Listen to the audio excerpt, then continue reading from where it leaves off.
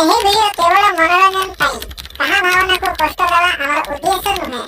ତେଣୁ କେବଳ ମନୋରଞ୍ଜନ ପାଇଁ ଭିଡିଓ ଦେଖନ୍ତୁ। ଧନ୍ୟବାଦ।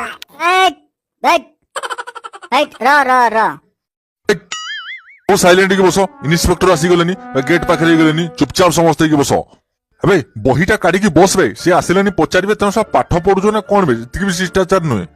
अबे शला टुंगुरु मु ते काली मना करथली स्कूल को आसिया पई काई आज बे तू हैं तू कहलु शला आज आसीबुनी बोली आज काई आछू तू तू शला आज स्कूल रु आसने मते आज से शिक्षा अधिकारी पचारे तू कौन कहबू तू आज हौ शला जा आसीचु जी बही चुपचाप काढ़ी बस आउ जदि से पचारते जी आसब जी कहबू न आसब जी चुपचाप बसु किसी कहबुनी है आया सर तुम समस्त चुपचाप बही काढ़ और जमा हाला करनी कही दूची देख आया सर आया कहब शला बदमाश पिला आड़को कहला पर भी स्कूल को पलि आसुंती। एक तो स्कूल आसबार नहीं शला पाठ नहीं साठ नहीं आज शला इना शिक्षा अधिकारी आस पचारे शला मो इज्जत तले पकईदेवे मैंने हौ शला जहाँ कर कर आउ पचारे जहाँ जानिच कह न जानिच जदि चुपचाप बस तार नमस्कार। नमस्कार नमस्कार।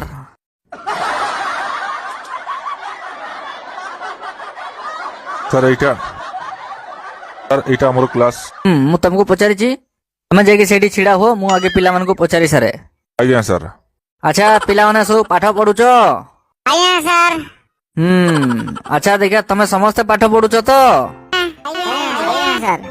आज्ञा सर एठी बसंतु। बसिबा रुहंतु। आज्ञा सर आपन को नाटा कोन कहले देखिबा? आज्ञा सर एठी बसंतु चेयर रे। पिला माने समस्त को पाठ पढिया में भलो लागुची? आया सर। सुबु नहीं जोर रे कुओ। आया सर आपन नाटा ती कोन टी कहंतु? सर मो नाटा होची भीमो घोड़ई। भीमो बाबू।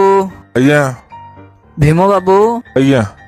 भीमो बाबू छात काम हेनी पानी गलुथबो पिला माने हैरान होतबे पाठ पढिया पई। नहीं सर कथा कोन कि आमे से कथा कमिटी रे जणैथिनु। हमें सर सेथिरे वर्षा दिने डंगा बसौ सर। तांडव ठिया की को बाबा जहा कहबार अछि।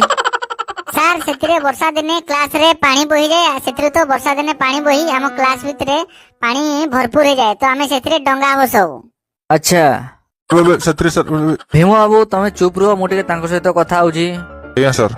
तुमो नाम कोन बाबा? सर मो ना होची टुंगुरु संडो सर मते क्लास रे टुंगुरु टुंगुरु डाकंती। अच्छा टंगुरु बोलो ना पाठ पढुछ? आज्ञा सर। सर भलो पढौछंती? बढ़िया सर हम सर को बलिया सर नांती सर। अच्छा तांको पाख पिलाडी किए बाबा टंगुरु तमे बसिलो? आज्ञा सर।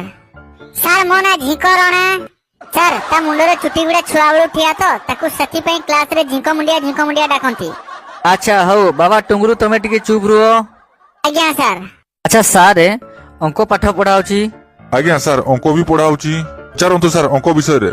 आउ विज्ञान पढाउची सारे? आज्ञा सर विज्ञान भी पढ़ाईची।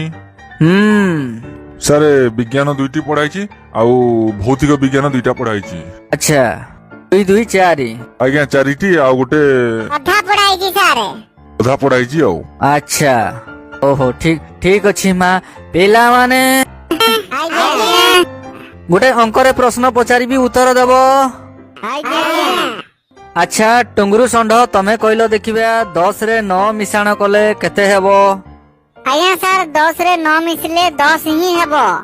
केमिति बाबा 10 रे 9 मिसले 10 हेबो? आज्ञा आपण कहउछंती 10 रे 9 मिसले तो सेतिरे किछि 9 मिसले 10 ही रहइबो सर। चुप करो पिला माने। सारे आज्ञा सर। पिला माने कोन पाठ पढुचंती कहलो देखिया 10 रे 9 मिसले 10 हेबो बोली कहउचंती कोन आपण पाठ पढौचंती? अच्छा हो पिला माने आ गोटे प्रश्न पचाराबा कहबो हला। ओ टुंगुरु बाबू एबे तमे बसो।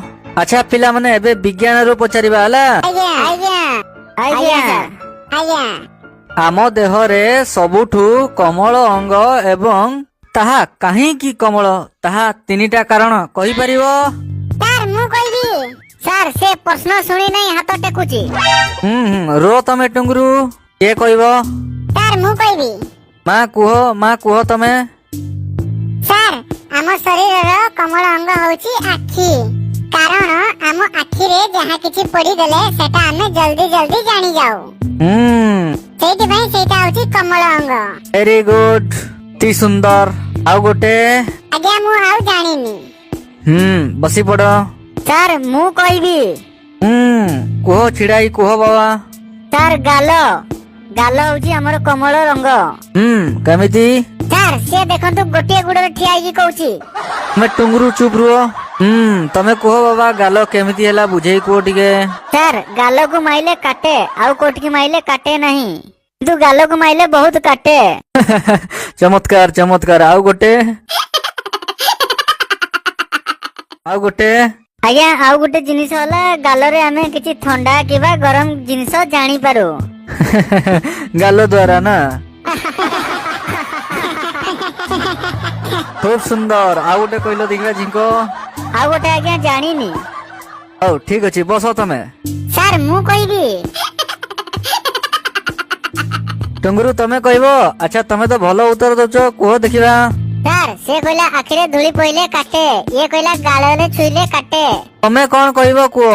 ସାର୍ ଆମ ଦେହର ସବୁଠୁ କମଳ ଅଙ୍ଗ ହଉଛି ଆମ ଗାଣ୍ଡି।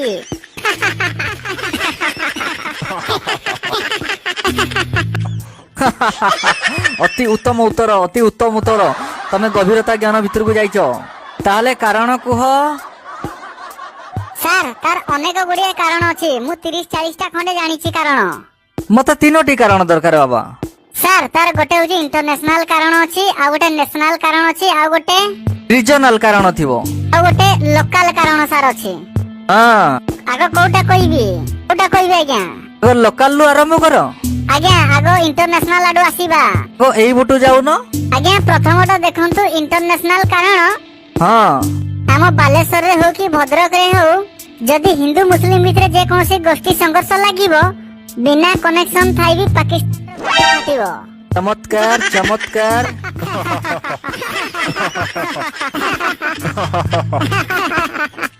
ଚମତ୍କାର ଚମତ୍କାର ଚମତ୍କାର। ତମେ ତ ଫଟେଇକି ଟିଙ୍ଗରୁ ବାବା ଆନ୍ସର ଦଉଛ। ଆଜ୍ଞା ତାପରେ ନ୍ୟାସନାଲ ସାର୍। ହଁ କୁହ। ହିମାଳୟରେ ବରଫ ପଡିବ, ବରଫ ତରଳିବ ଖରାଦିନେ ହିମାଳୟରେ, ଫାଟିବ ଦିଲ୍ଲୀ ବାଲାଙ୍କର। ଅତି ଉତ୍ତମ ସାଇଣ୍ଟିଫିକ ଟର୍ମ ତମେ ଉତ୍ତର ଦଉଛ। ତମ ନଜରିଆ ବହୁତ ବଢିଆ ଅଛି। ତୃତୀୟଟି କୁହ। ଆଜ୍ଞା ତୃତୀୟଟା ଲୋକାଲ ସାର୍।